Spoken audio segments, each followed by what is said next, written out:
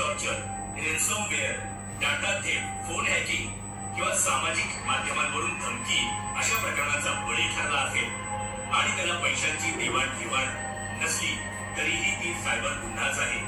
अशा वेळी 1945 या क्रमांकावर संपर्क साधल्यास कायदेशीर मदत आणि तपासाची प्रक्रिया सुरू होते. या दोन्ही हेल्पलाईनच्या माध्यमातून सायबर गुन्ह्याविरोधात नागरिकांना तात्काळ मदत मिळते. 1930 हा क्रमांक आर्थिक फसवणुकीतून पैसा थांबवण्यासाठी तर 1945 हा क्रमांक सायबर गुन्ह्यात न्याय मिळवण्यासाठीचा मार्ग आहे.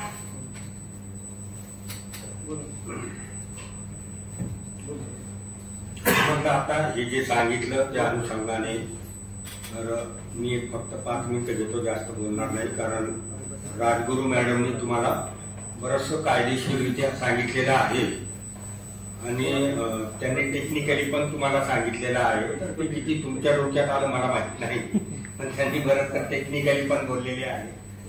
तर मेन जो आपण आज मीटिंग घेत आहे किंवा हा जो उद्देश आहे ना, आणि मुख्यमंत्री साहेबांनी 1 महिन्याकरता प्रत्येक गावामध्ये सायबर अवेअरनेस व्हावं आणि याकरता अशा पद्धतीने प्रत्येक पोलीस स्टेशन अंतर्गत आणि इतर कार्यालयांना सुद्धा त्यांनी सांगितलेलं आहे की लोकांपर्यंत जा आणि लोकांना यांची माहिती द्या.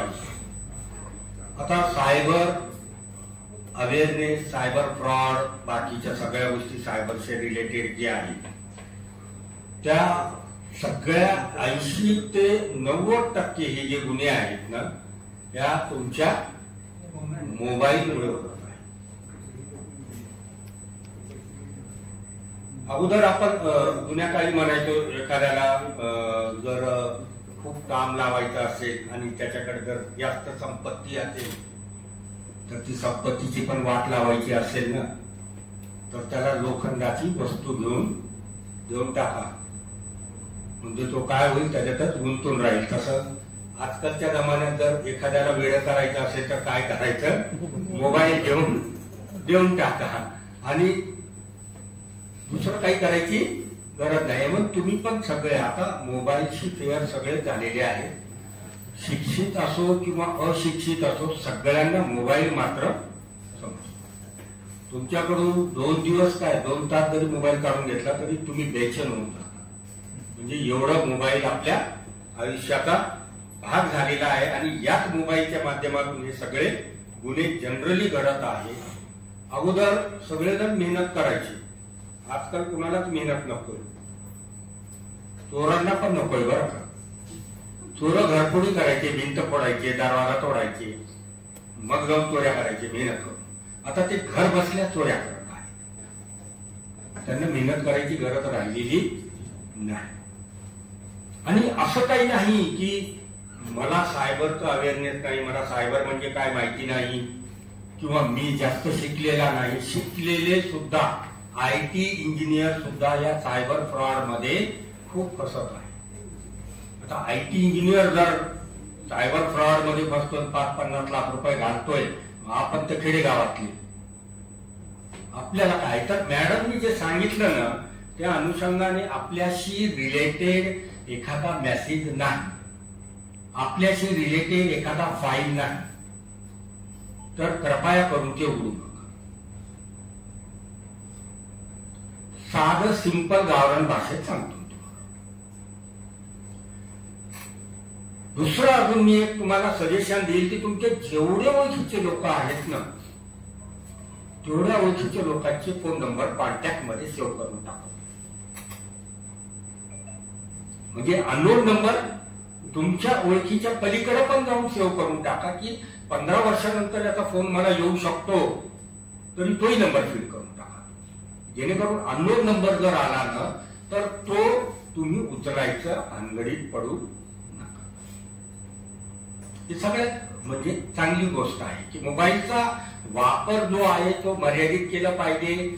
मोबाईलचा ऍडव्हान्टेज जेवढे आहेत तेवढे डिसएडव्हान्टेज सुद्धा आहे. कोणतीही गोष्ट असू द्या, ऍडव्हान्टेज आहे. पावसाळा खूप असला तर आपल्याला वाटतंय सूर्य निघावं, बरोबर आहे, सूर्य दिसत नाही ना आपल्याला, त्यावेळी सूर्याचं महत्व कळतंय आपल्याला. तर अशा गोष्टी आहे की याचा ऍडव्हान्टेज आहे, तसं डिसएडव्हान्टेज आहे. तर उपयोग आपण कशा पद्धतीने घेतो त्याच्यावर आहे. त्याच्यामुळे आता पोलिसांसमक्ष हा एक मोठा चॅलेंज झालेला आहे आम्हाला, सायबर फ्रॉड. अगोदर कसं होतं माहिती आहे का, चोरांची मोडस ऑपरेटी असायची, गुन्हा करण्याची पद्धत मोडस ऑपरेटी. म्हणजे एखादा चोर काय करतो, खिडकी तोडूनच घरात प्रवेश करतो. एखादा चोर काय करतो, भिंतीला छिद्र पाडतो, त्याच्यातून आत प्रवेश करतो. एखादा चोर पत्रे उचकटतो, तिथून जातो. पत्रे उचकटणारा चोर जो आहे ना, तो कधीच भिंतीला छिद्र पाडत नाही. जो दरवाजा तोडणारा आहे ना, तो दरवाजा तोडूनच आत जाईल. म्हणजे याला म्हणतात मोडस ऑपरेटी, गुन्हा करण्याची पद्धत. आता या गुन्हा करण्याच्या पद्धतीवरून आम्ही कोण चोर असावा, कुठल्या भागातला असावा, आणि मग त्याच्यावरून अभ्यास करून त्या चोरापर्यंत पोहोचायचं. पण आता काय झालंय माहिती आहे का, की सायबर फ्रॉड मध्ये सगळं अननोन. मी एक तपास पण केला होता, दिल्लीला गेलो होतो, आणि ज्या नंबरवरून गेलो, ज्या आधार क्रमांकावरून गेलो, त्या आधार क्रमांकावरून त्या बँकेत गेलो. बँकेनं मला सांगितलं की या व्यक्तीचा आधार क्रमांक हे आहे. मग मी त्या व्यक्तीपर्यंत गेलो, तर तो झोपडपट्टीतला एक 70 वर्षाचा माणूस होता. त्याला विचारलं, तुझं असं पंजाब नॅशनल बँक मध्ये अकाउंट आहे? साहेब, माझं काही अकाउंट ठिकाण नाही, माझ्याकडे पैसेच नाही, माझं कसला अकाउंट? म्हणजे हे जे आता सांगितलं ना जामतारा यांनी, असे गावच्या गाव आहे जिथे हे असे लोक बसून गावाच्या बाहेर सुद्धा निघत नाही, तुमच्या खिशातले पैसे काढून देतात. आता कसं देतात तर तुम्ही जे विचारले 2-4 प्रश्न न, मग असले म्हातारे लोक ज्यांना काही समजत नाही, अशांचे आधार कार्ड घ्यायचे, त्यांना बँकेत न्यायचं. बँकेत नेल्यावर त्यांचं खातं ओपन करायचं, फोटो त्याचा, सगळं त्याचं. पण ऑनलाईन बँकिंग साठी जो नंबर द्यायचा ना, तो नंबर तो चोर त्याचा देतो. मग तिथं त्याचा पिन कोड कुणाला मिळणार? चोराला.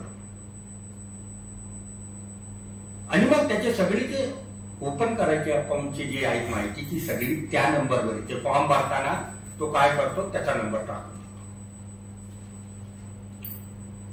पकडा त्या म्हाताऱ्याला, जाऊन घ्या, काय घेणार त्याच्याकडून आम्ही सांगा. आणि लाखो रुपये त्या म्हाताऱ्याच्या अकाउंटवर येतात, तर तिथून 5-10 मिनिटात आता सांगितलं तसं निघून जातात. तर सगळ्यात महत्वाचं जे आहे की शासनानं अवेअरनेस करण्याकरता ते सांगितलेलं आहे, 1930 जी आहे, तुमच्या सोबत जर असा मेसेज आला की तुमच्या अकाउंट मधून पैसे गेले, तर लगेच आता अगोदर म्हणायचे दवाखान्यात आणि पोलिसाचा नंबर आपल्या मोबाईल मध्ये ठेवावा. आता नाही करत. आता बँक मॅनेजरचा नंबर ठेवा तुमच्या मोबाईल मध्ये, तुमच्या बँकेचा नंबर ठेवा तुमच्या मोबाईल मध्ये, की त्याला लगेच तुम्हाला सांगता येईल की असाचा मेसेज आलाय, कृपया माझे जे आहे ते ब्लॉक करा,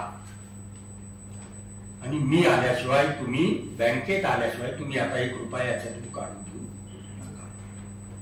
तर जेणेकरून आहे ना, पुढचे ज्या गोष्टी आहेत त्या थांबतील, आणि तुमचं होणारं नुकसान जे आहे ना ते कमी होईल किंवा होणार नाही. तर थोडंसं या बाबतीत आपल्याला अवेअरनेस पाहिजे. आता एक 5-10 वर्षापूर्वी जनधन योजना निघाली होती, त्याच्यामध्ये मला वाटतंय सगळ्यांचेच बँक अकाउंट काढले गेलेले आहे. तर आपण या गोष्टीमध्ये सुद्धा लक्ष देणं आवश्यक. आपली बँक कुठं आहे, बँकेचा नंबर कोणता आहे, मॅनेजर कोण आहे, हे पण बघणं आपल्याला आता आवश्यक आहे, की पैशाचं जे व्यवहार आहे. आणि आता आजकाल ऑनलाईन फ्रॉड जे आहे ना ते खूप होत आहे. शेअर मार्केटमध्ये सुद्धा पैसे डबल करून देतो, तुम्ही आमच्याकडे पैसे टाका, हे करा. याच्यामध्ये सुद्धा एक माझे मित्र, त्यांचे जावई IT मध्ये आहे आणि ते पण फसलेले आहे. आता का होतंय हे, तर याच्या म्हणजे 2 गोष्टी आहे याच्यामध्ये. तर आपल्याला अति गरज आहे कोणत्या गोष्टीची, मग त्यामुळे आपण कुठेतरी काहीतरी या मोबाईल मध्ये हुडकत बसतो आणि त्यांच्या जाळ्यात सापडतो. किंवा हाव म्हणतो ना आपण, ज्याला लालूच म्हणतो आपण, ते जर असेल की पैसे लगेच आपल्याला श्रीमंत व्हायचंय, ते घोडा घ्यायचंय, हे करायचंय, तरी आपण यांच्या जाळ्यात मग अडकतो. या 2 गोष्टी ज्या आहे की गरज. आणि आजकाल तुमचा मोबाईल वर तुम्ही काय बघताय, मोबाईल तुम्ही कशाचा वापर कशासाठी जास्त करताय हे सगळं त्या डाटा कंपनीकडे असतो. थोडस ओपनली अजून सांगतो मी की काही जण म्हणजे मोबाईलवर विचित्र गोष्टी बघतात, त्यांना वाटतंय की कुणी बघत नाही, पण असं काहीही नाही. तुम्ही काय बघताय हे सगळं कंपनीकडे आणि त्या लोकांकडे.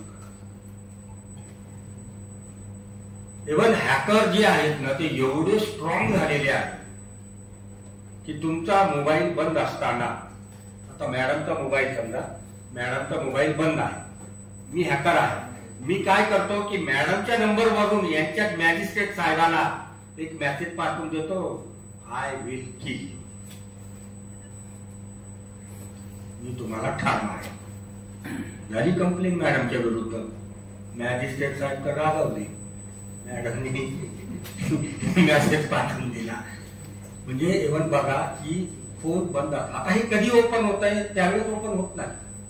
ज्यावेळेस तुम्ही त्याचा सीडीआर टाकता, सीडीआर म्हणजे तुम्ही एका महिनाभरात कुणाला फोन केले, वर्षभरात कुणाला फोन केले, आम्हाला ते सगळं मिळतं, मेसेज कुणाला केले, त्यावेळेस मात्र त्या ज्या रिपोर्ट मध्ये आहे ना मॅडमचा नंबर येत नाही, माझा नंबर येतो. पण तोपर्यंत कधी सीडीआर काढल्यावर समजेल, तोपर्यंत समजत नाही. म्हणजे एवढे हॅकर एक्सपर्ट झालेले आहेत, त्या मानानं आपण काहीच नाही.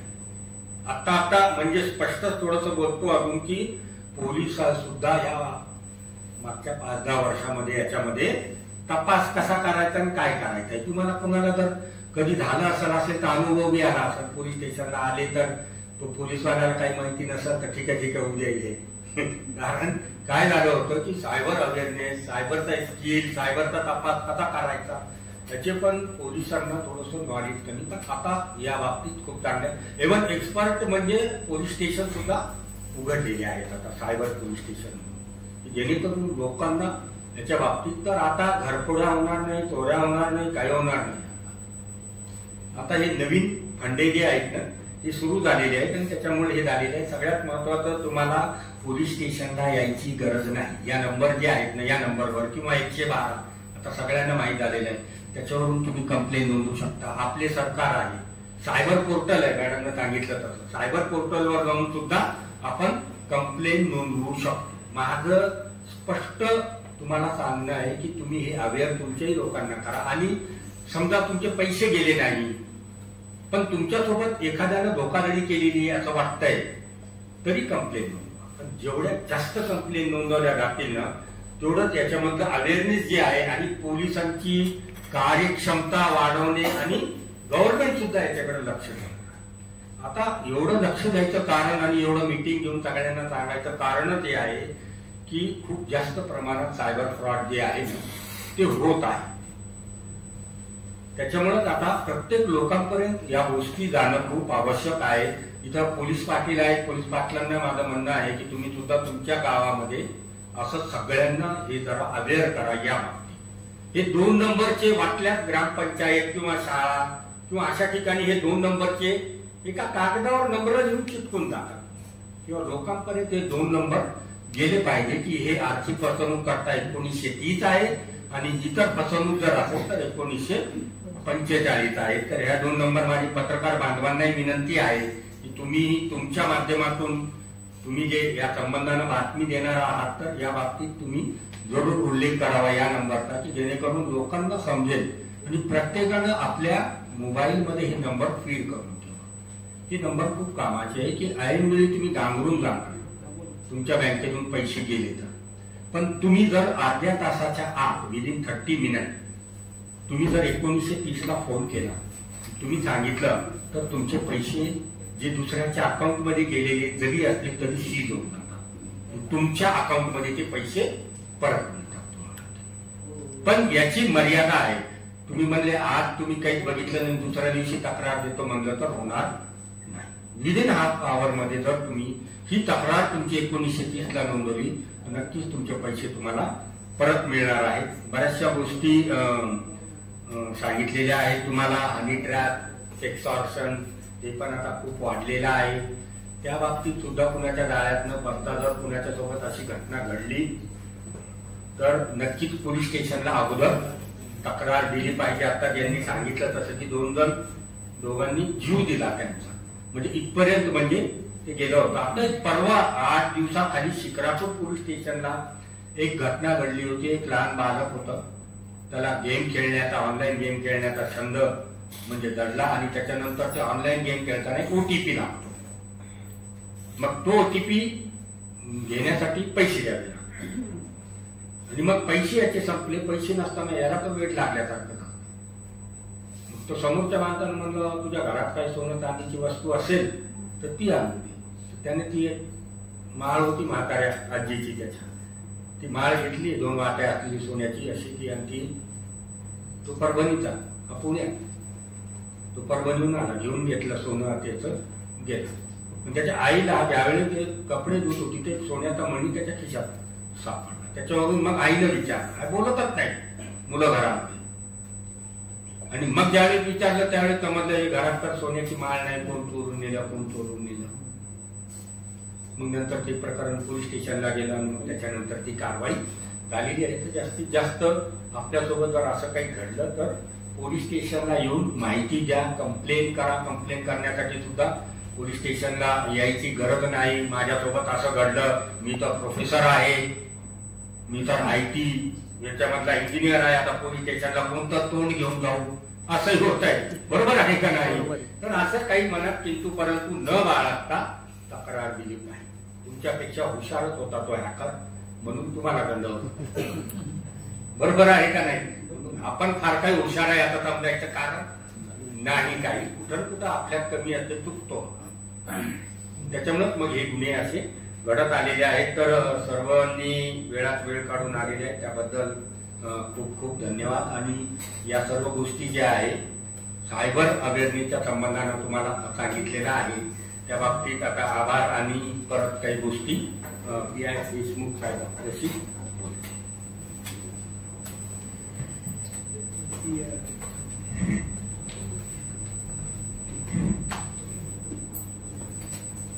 आता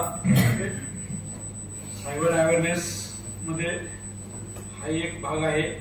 तुमचा मोबाईल चोरीला जातो किंवा हरवतो, त्यानंतर तुमचा डाटा सगळा हे होणे शक्यता असते, जाणे शक्यता असते किंवा बाकी गोष्टी हे होतात. आणि तो मोबाईल हा रिकव्हर होणं गरजेचं असतं तुमच्यासाठी.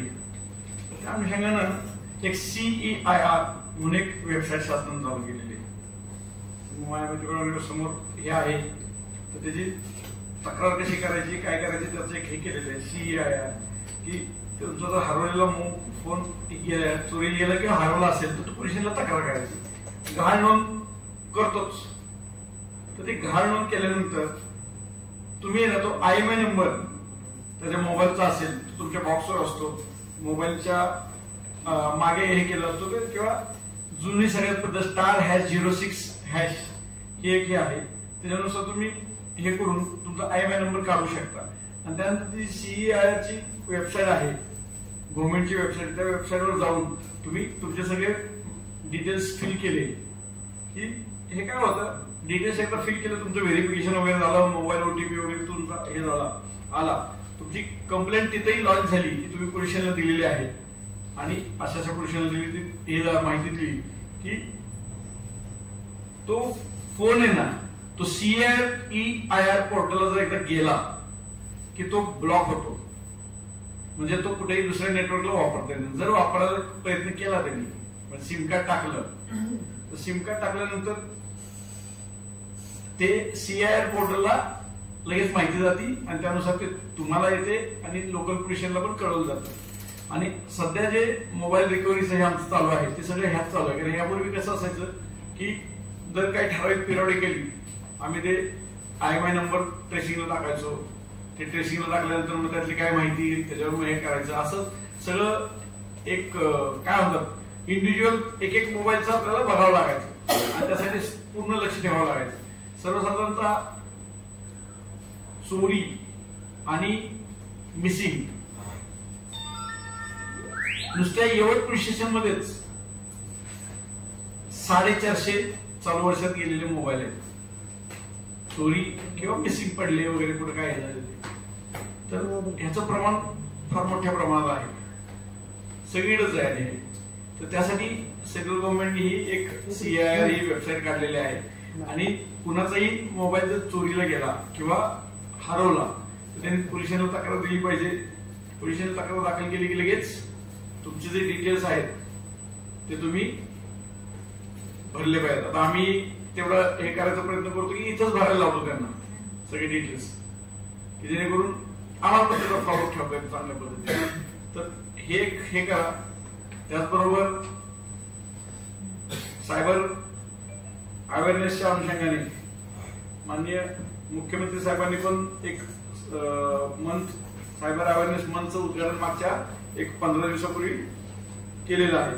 त्यावेळेस एक मेसेज दिलेला आहे आपल्याला सगळ्यांना, तो समोर हे केलेला आहे, तो आपण वाचू शकतो की महाराष्ट्र शासनाने देशातील सर्वात चांगलं सायबर क्राईम सेंटर उघडलं आहे, ते अतिशय चांगल्या प्रकारे कार्यरत आहे. पण त्याहीपेक्षा मागाचा जो विषय आहे तोच, त्याहीपेक्षा हे गुन्हे घडू नयेत याकरता लोकांना जागृत करणं हे सर्वात महत्वाचं काम आहे. कारण एकदा गुन्हा घडला आणि आर्थिक नुकसान आणि मानसिक त्रास हा पूर्णतः भरून काढता येत नाही आणि त्यासाठी मोठ्या प्रमाणात जागरूकता निर्माण करणं गरजेचं आहे. आणि म्हणून केंद्र सरकारच्या वतीने अशा प्रकारचा हा सायबर अवेअरनेस मंथ सुरू झालेला आहे, जो महाराष्ट्रातही आपण चालू केलेला आहे. पुढच्या टप्प्यामध्ये विशेषतः जे विद्यार्थी आहेत त्यांच्यामध्ये हा मोठा अवेअरनेस कॅम्पेन चालू करायचा आहे आणि त्याला यातून आता सुरुवात झाली. जे CM साहेबांनी अवेअरनेसचं जे हे चालू केलं, उद्घाटन केलं, त्यावेळेच त्यांचं मनोगत आहे. तर हा सांगायचा मुद्दा हाच आहे किंवा हे वाचून दाखवायचा मुद्दा हाच आहे की आपण जागरूक झालं पाहिजे आणि आपल्याबरोबर सगळ्यांना जागरूक केलं पाहिजे. आणि म्हणून पत्रकार बांधव आहेत,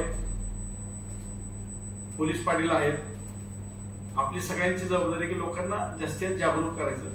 मोबाईल चांगल्या चांगल्या दर्जाचं घेऊन सगळं घेऊन शेवटी प्रत्येकजण आपापल्या आवड आणि कृतीनुसार घेत असेल, परंतु त्याचं वापरायचं नॉलेजही आपण घेतलं पाहिजे. कसा वापरला पाहिजे, काय त्याच्यात शेवटी काय असतं, मी सर्वसाधारणतः कुठल्याही गोष्ट किंवा एखादी गोष्ट करताना किंवा विचार करताना किंवा एखादं हे मांडताना साध्या साध्या उदाहरणांचा विचार करतो मी. आणि आपल्या जीवनात एखादी गोष्ट घडत असताना त्याची रिलेटिव्हिटी कुठं आहे, संबंध कुठं आहे हे जोडायचा प्रयत्न करत असतो की जेणेकरून मलाही ते लवकर समजतं आणि समोरच्याला आपण लवकर सांगू शकतो. एक साधन सोपं उदाहरण आहे, कुठली गोष्ट चांगलंच आहे याचा काय प्रश्न नाही, आपलं कम्युनिकेशन वाढलेलं आहे, जनसंपर्क वाढलेला आहे लोकांचा, एकामेकाशी लवकर लवकर हे करू शकतो.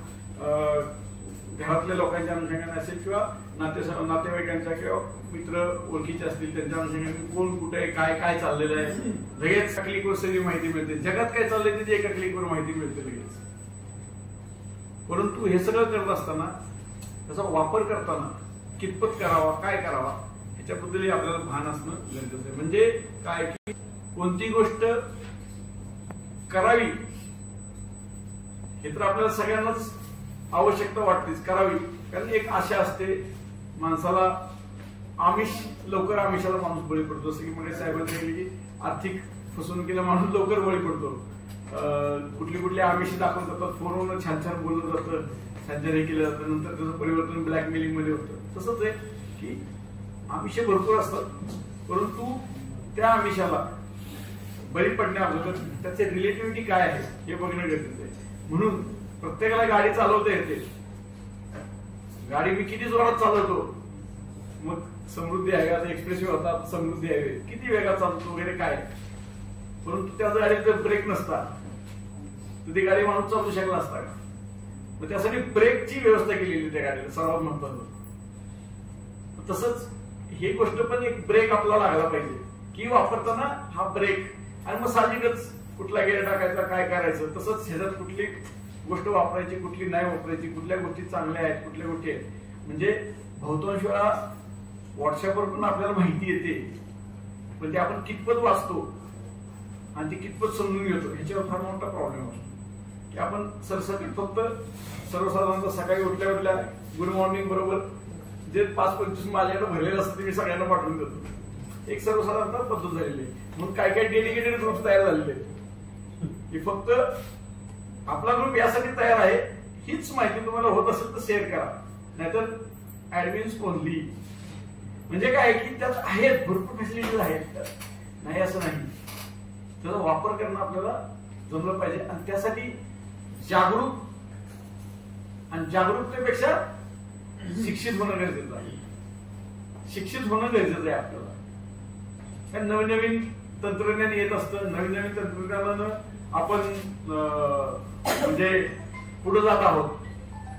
म्हणजे जर 3-4 पिढ्यांची लोक एकत्र बसली तर ते आजोबा सांगत असतात की आमच्या वेळी काय असलं नव्हतंच. नंतरची मुलं म्हणतात नाही आमच्या वेळी जरा बरी होती, बस बीस जात होते पुण्याला, आम्ही आपलं बसनं डबा जायचा आमचा खायचा. आता डबा बिब्याची काय बस नाही, तिथं सगळे जेवायला मिळतं, डबा टिफिन बिफिन घरात येतो, जागेवर येतो तुमच्या. नंतर ते म्हणतात आता काय नाही, आता आम्ही ऑनलाईन झोमॅटोवर मागवतो. म्हणजे हा कसा आहे स्थित्यंतर घडत जातात. मग त्या स्थित्यंतराला आपण पण तयार होणं गरजेचं आहे. म्हणजे नुसतं असं नाही की तंत्रज्ञान चांगलं आहे ते वापरायलाच पाहिजे, पण त्या तंत्रज्ञानातले काही लूपहोल्स आहेत किंवा त्यातले काय फसवेमध्ये आपणच तयार केलेले गेलेले, मानवानंच क्रिएट केलेले, मानवानंच हे केलेले सगळं. तर त्या गोष्टी हे केल्या पाहिजे की जेणेकरून फसवणूक होणार नाही आणि फसवणुकीपेक्षा मानसिक त्रास होणार नाही. कारण माणसाला सगळ्यात मोठा त्रास कसला होतो, माझी फसवणूक झाली हा त्रास जास्त असतो. आणि मी फसलो गेलो प्रत्येकाच आहे. तर त्यासाठी संयम, शिक्षण या गोष्टी महत्वाच्या आहेत. आणि म्हणून सायबर अवेअरनेस हा एक हे आहे की सध्या लागणाऱ्या जगाला ही गरज आहे, पण ती गरज चांगल्या पद्धतीने वापर केला पाहिजे. 2 मिनिटं मॅडम बोलणार. मॅडम